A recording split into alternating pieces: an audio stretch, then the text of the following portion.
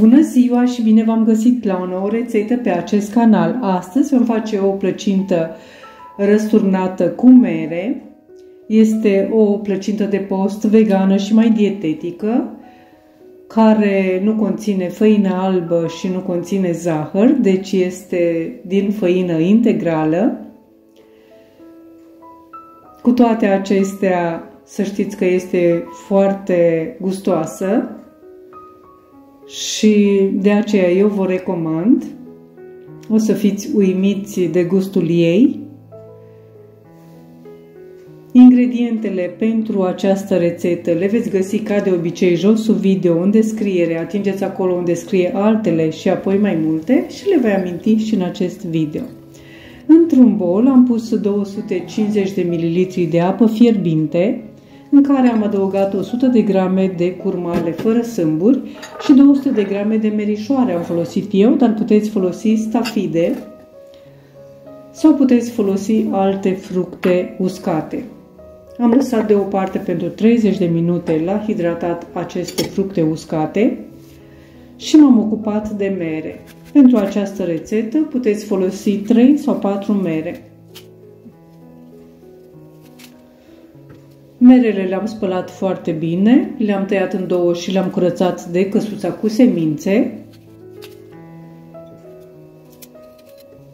Apoi le-am tăiat felii, eu nu le-am curățat de coajă, dar dacă doriți puteți să le curățați.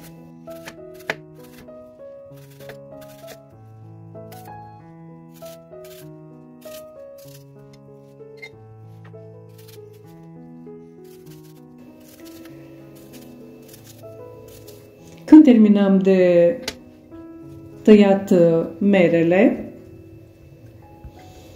le vom pune într-o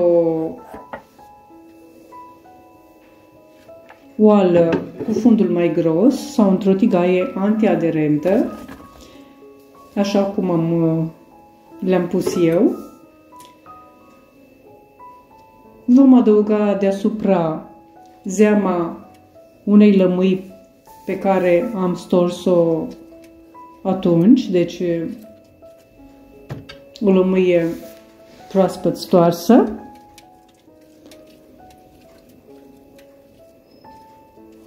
Și vom folosi un îndulcitor la alegere și după gust. Puteți folosi 100 de ml de sirop natural sau puteți folosi, așa cum am folosit eu, 20 de picături de stevia lichidă sau 10 grame de stevia pudră. Și vom amesteca foarte bine, apoi vom pune această tigaie pe foc mediu pentru 8-10 minute. Bineînțeles, vom acoperi merele și vom lăsa până ele se înmoaie, 8-10 minute. După timpul acesta, bineînțeles, le vom lua de pe foc. Între timp am cernut și făina. Aici am 300 de grame de făină integrală. O cernem ca să o oxigenăm. Nu aruncăm tărâța. Și adăugăm peste ea un praf de sare, un plic de praf de copt sau putem adăuga o linguriță de bicarbonat și o lingură de praf de copt și adăugați și o aromă după gust. Eu am adăugat coajă de portocală proaspăt rasă, dar puteți adăuga coajă de lămâie sau vanilie naturală.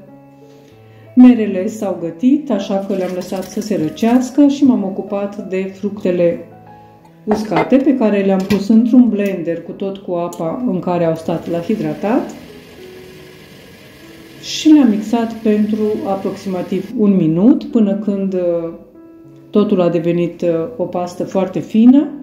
Am adăugat apoi peste și 100 de ml de suc de portocale proaspăt stors și 100-120 de ml puteți adăuga de ulei vegetal nerafinat, pentru că este mai sănătos. Eu am folosit un ulei de măsline presat la rece și am folosit și 2 linguri de pudră de scorțișoară.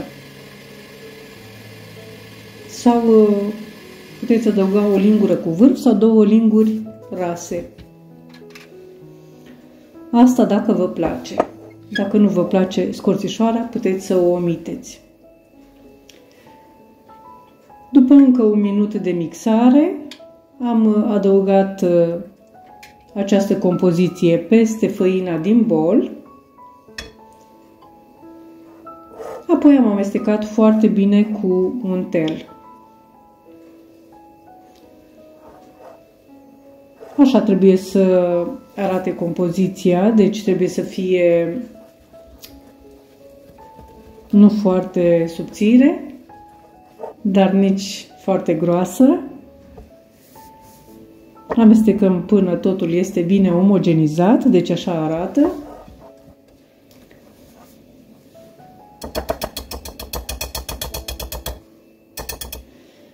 Iar apoi vom pregăti o tavă din aceasta cu inel detașabil. O vom pregăti cu hârtie de copt. Eu am o tavă cu diametru de 24 de centimetri, în care vom așeza feliile de măr, așa cum se vede, deci puțin suprapuse. Le vom așeza în cercuri concentrice, începând din margine și mergând spre mijlocul, spre interiorul tăvii. Iar când vom termina de așezat toate merele, când vom umple fundul tăvii, deci așa arată merele așezate, vom pune deasupra aluatul pe care l-am făcut.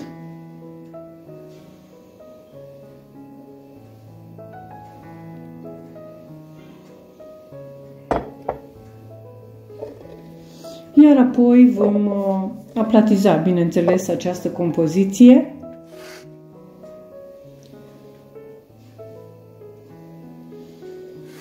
Umeziți spatula în apă, pentru că aluatul este moale și lipicios și se va lipi de spatulă. Dacă o umeziți în apă, o să reușiți să aplatizați mai ușor acest aluat.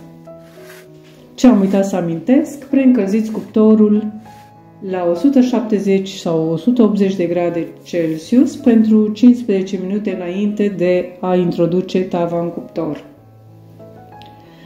Vom lăsa tava în cuptor pentru 35-40 de minute. Acum depinde de cuptor. Eu am cuptor electric pe care l-am încălzit sus și jos. Când am scos tava din cuptor, am înlăturat hârtia de copt. Am scos și acest inel detașabil. Puteți să faceți testul cu scobitoarea, să vedeți dacă aluatul este copt. Când este copt nu se mai lipește de scobitoare, deci scobitoarea rămâne uscată. Așa arată prăjitura înainte de răsturnare. Vom pune un platou peste această plăcintă și vom întoarce invers, iar apoi vom desprinde cu grijă hârtia de copt.